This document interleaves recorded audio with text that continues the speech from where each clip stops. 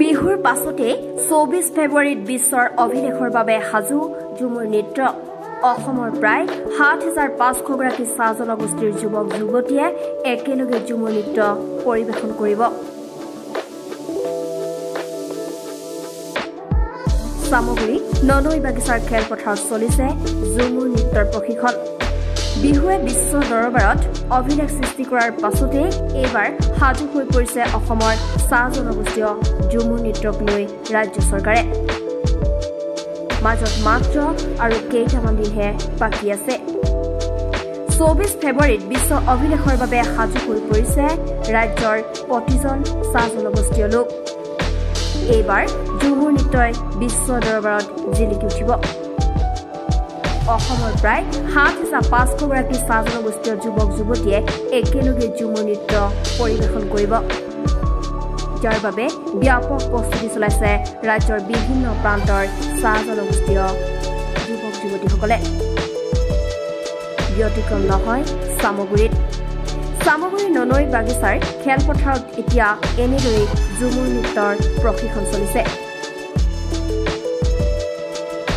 আমাৰ নগাঁও ডিষ্ট্ৰিক্টৰ state level expert member হয় মই, আৰু মোক ইয়াত নগাঁও জিলাখন চাবৰ কাৰণে দিছে।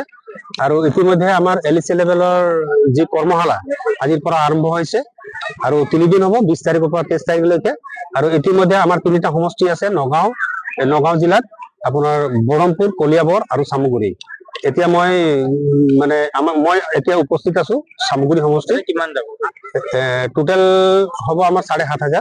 তাত মানে 24 তাৰিখে পদৰ 24 ফেব্ৰুৱাৰী তাৰিখে সৰুসজাই ষ্টেডিয়ামত হ'ব। নগাঁৱৰ পৰা 225টা যাব। আজি আমি চামগুৰি সমষ্টিৰ ননৈ চাহ বাগিচাৰ এখন ফিল্ড আছে, ননৈ চাহ বাগিচাৰ ফিল্ডত আমি কৰি আছো। অলৰেডি ইতিমধ্যে আমাৰ প্ৰায় 150ৰ পৰা 200 নাচনী ইয়াত আহিছে। ঢুলীয়া আহিছে, ধমচা আহিছে, মাদল আহিছে। মাষ্টাৰ ট্ৰেইনাৰসকল আমাৰ নগাঁও জিলাৰে হয়, নগাঁও জিলাৰ বিভিন্ন বাগিচাৰ হয়। বিভিন্ন বাগিচাৰ পৰা তেওঁলোকক গুৱাহাটীত লৈ যোৱা হৈছিলে আৰু তেনেকুৱা মাষ্টাৰ ট্ৰেইনাৰ ট্ৰেইন আপ কৰা হৈছিলে, আৰু তাৰপিছত তেওঁলোকক আমাৰ LEC লেভেলত পঠোৱা হৈছে। মানে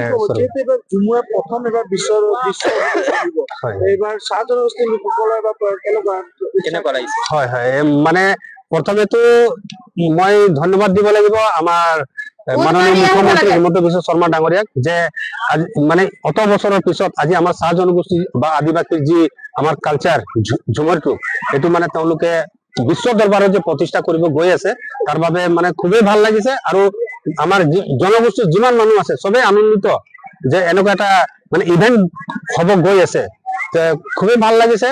আৰু মানে যিখিনি ইয়াত ল'ৰা ছোৱালী বিলাক সুবিধা দিছে, খুব ভাল সুবিধা দিছে।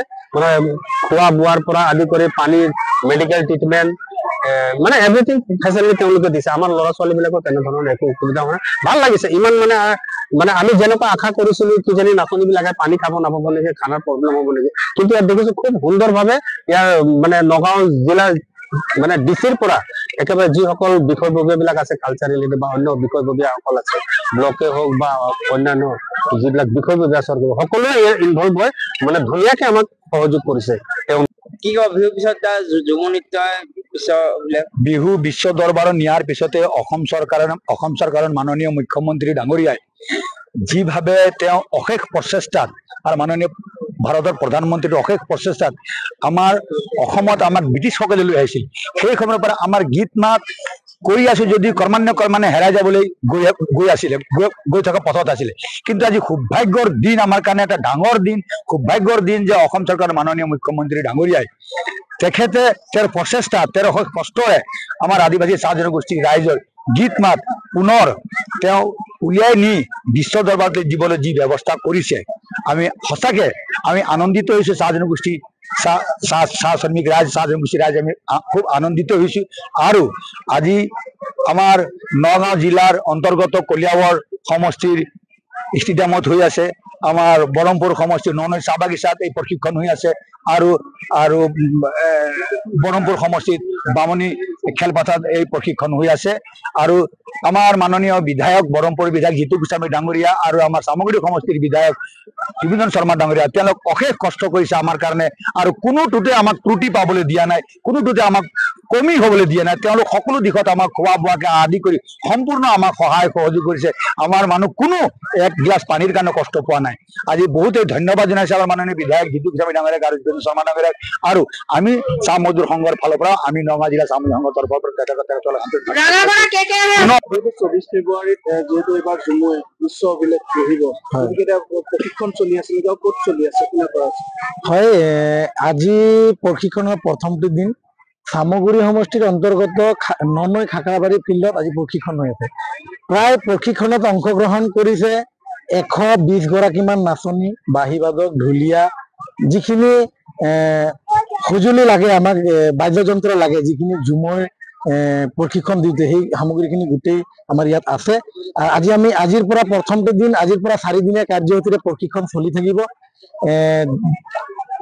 বিগত বছৰত যেনে ধৰণে বিহুক যেনেকুৱা বিশ্ব দৰবাৰত প্ৰতিষ্ঠাপক কৰিলে ঠিক তেনেধৰণে ভাৰত তথা অসম চৰকাৰৰ নেতৃত্বত আজি ঝুমৰক তেওঁলোকে বিশ্ব দৰবাৰত প্ৰতিষ্ঠাপক কৰিব ওলাইছে আমি পুনৰবাৰ মই এইখিনিৰ পৰাই অসমবাসী হৈ ডক্টৰ হিমন্ত বিশ্ব শৰ্মা আৰু ভাৰতৰ প্ৰধানমন্ত্ৰী নৰেন্দ্ৰ মোদী ডাঙৰীয়াক অশেষ ধন্যবাদ দিছো যিহেতুকে তেওঁলোকে আদিবাসী তথা চাহ জনজাতি সমাজখনক ইমান ডাঙৰ এটা সুযোগ বা অফাৰ দিয়াৰ কাৰণে আমি তেওঁলোকক অশেষ ধন্যবাদ দিছো